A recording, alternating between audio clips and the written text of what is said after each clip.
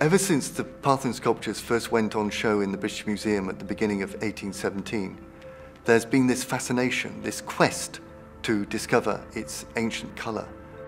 But it's kept its secret for nearly 200 years now. The travellers who, in the Enlightenment, went to Athens were able to see more even than we see today of the evidence for painting the architecture. And naturally, they speculated that the sculpture that was framed by the architecture was painted too. But from that time until now, there hasn't been a single scrap of evidence to prove that the sculptures from the Parthenon in the British Museum were coloured. Of course, what archaeologists want to do is to make discoveries, and in the British Museum, so deep are the collections that there are always the possibility for those eureka moments. I was doing regular imaging, and I was using a particular kind of light. There was something which was glowing, which was beyond the levels I was expecting for that specific case. And so I realized that that was luminescence from Egyptian blue, so it was possible to use those lights to excite this glow-in-the-dark effect. Egyptian blue was widely used across the Mediterranean. So the Greeks used it, the Romans used it, and the Egyptian obviously used it. It's a pigment which has a very special property. It absorbs visible radiation and it re-emits infrared radiation. And the images will show Egyptian blue as glowing white. On this head, there are traces of polychromy, or paint, on the cheek and the sides of the eyes. We cannot see all the pigments which were originally present on this sculpture with the naked eye, but we could use this methodology, which is capable of identifying Egyptian blue, even if it's present only in very minute traces. The same technique which we used on this unidentified head from the Temple of Artemis in Ephesus was used to reveal the presence of Egyptian blue on the Parthenon sculptures.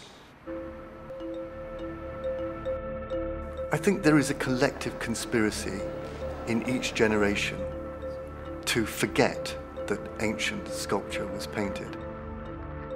We forget it because the Renaissance forgot it when they found sculpture in excavations in Rome where paint had faded and contemporary sculptors chose to carve marble without paint. Ours is a culture that still shares the arts and crafts movement aesthetic of truth to materials. We can't bear the thought that one takes marble and polishes it to a sheen and then obscures its white, pure surface with coloured paint. But that is what was done in antiquity. In the pediments, we find colour on the backs of some of the sculptures, which is curious, considering that they would never have been seen once they were placed in position on the bottom shelf of the pediment. But then it's also curious that the sculptures were carved on their backs when they wouldn't be seen. A not impossible explanation is that the sculptures, like the building, were a great votive offering to deity, and by representing the gods and the worshippers, there was an act of religious communion with them. So one could say that out of reverence for the gods, colour was added to the finish, where perhaps it wasn't to be seen. There is a reference in Plutarch to Pericles taking visitors while the great works were being undertaken and showing them the carvers in the workshops. And I think we can imagine a privileged viewing of the sculptures before they went up onto the building, never to be seen at such close quarters again, until Lord Elgin removed them and turned them back into a privileged viewpoint.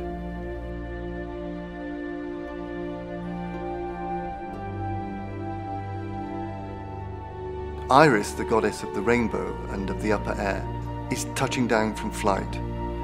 Her tunic presses itself flat against her belly and her breasts and flutters out at the edge and is contained by a belt above the waist.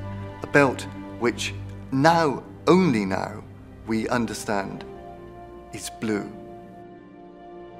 I confess that after long years of looking and not finding, I'd begun to doubt that the sculptures were painted at all. Then suddenly, there is the belt of iris glowing away, full of Egyptian blue, and everything changes.